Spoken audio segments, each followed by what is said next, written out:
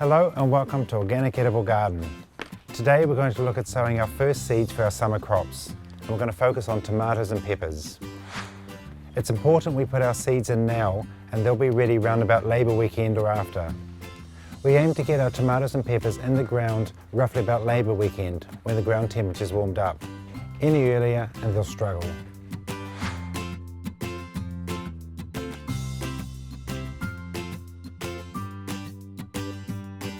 Some of the important things you need for sowing seeds will be a good seed tray.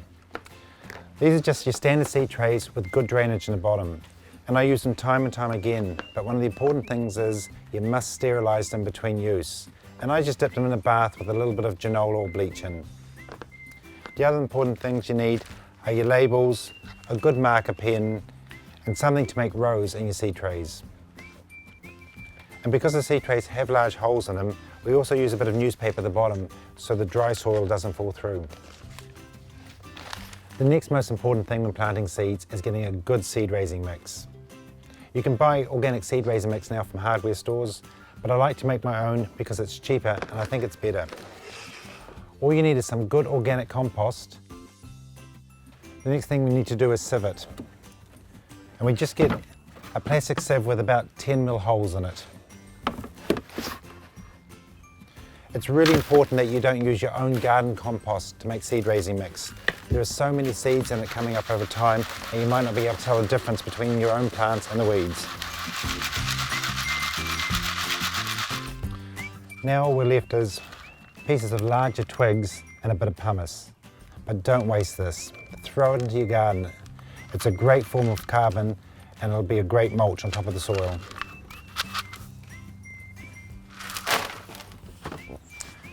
What we're left with now is lovely fluffy seed raising mix.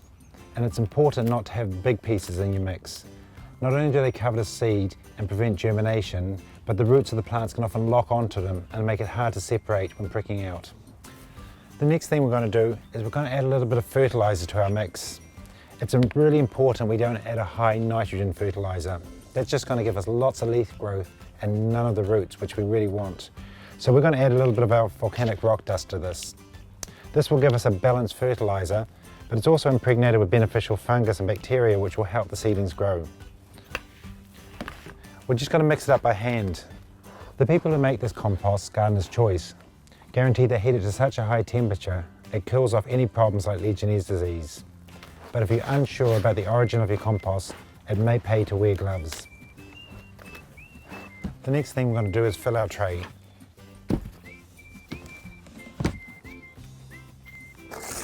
We're going to put newspaper in the bottom because they've got quite large holes. This will also keep some moisture in the seed tray.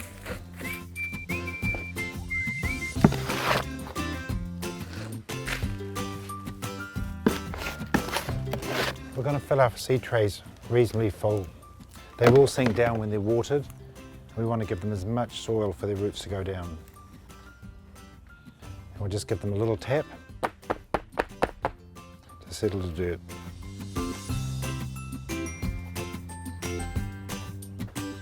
And that's ready now. The next job is to put rows in our seed tray. Now a seed tray this size, we can probably put about 6 rows in, depending on how many seeds you want to put in. You can use a bit of wood or a bit of doweling to make those, and they will give you even rows. Now even though you don't have a lot of seeds to put in, I'd still use a larger seed tray like this rather than a smaller punnet size. The reason is this will keep the moisture in and keep the even temperature, whereas the other one dries out so much quicker.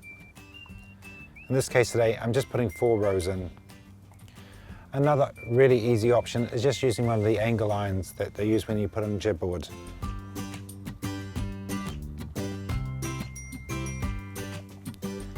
The next thing to do is write labels for our seeds.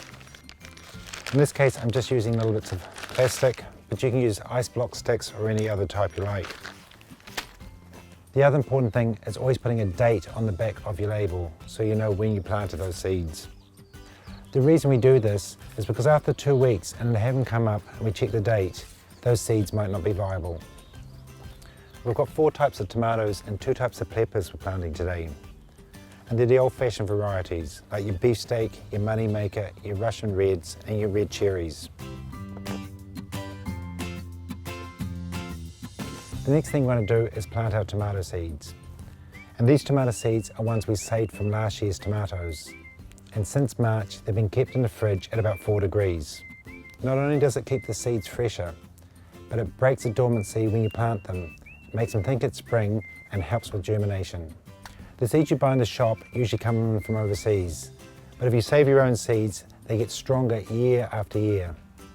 If you're not saving your own seeds, there's a few local good growers who save their own seeds and sell online. Check those guys out. It's important when you put them in, you evenly space them. They do lock together, and being a little bit hairy, the tomato seeds, they like to hold each other when you're transplanting them, so it's best to keep them separated. I find using a little stick like this just moves the seeds along and keeps them evenly spaced. Put a few Russian red in. Even though I'm putting in more than I possibly need for a home gardener, anything excess you have you can swap with other people or give to community groups. And now onto the peppers. Two favourite are bird's eye. It's got all round one which is easy to dry.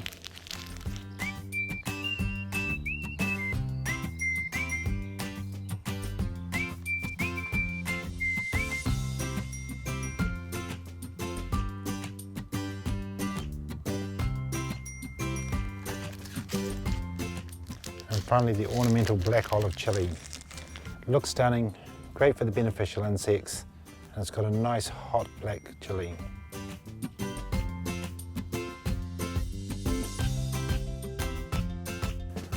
Once that's done, now we have to cover them. We're going to cover them with some of our seed raising mix because it's nice and fine, and we'll cover them just slightly over the seeds, not too deep. When we do water this in, more soil will come over the top. Now that's done and ready to be watered. I'm not going to water the seed tray from above. We can often move the seeds and even compact the soil. What I'm going to do is I'm going to fill a tub with water, and I'm going to add some seaweed which will help with the damping off. I'll just soak this tray in that tub until all the water is absorbed.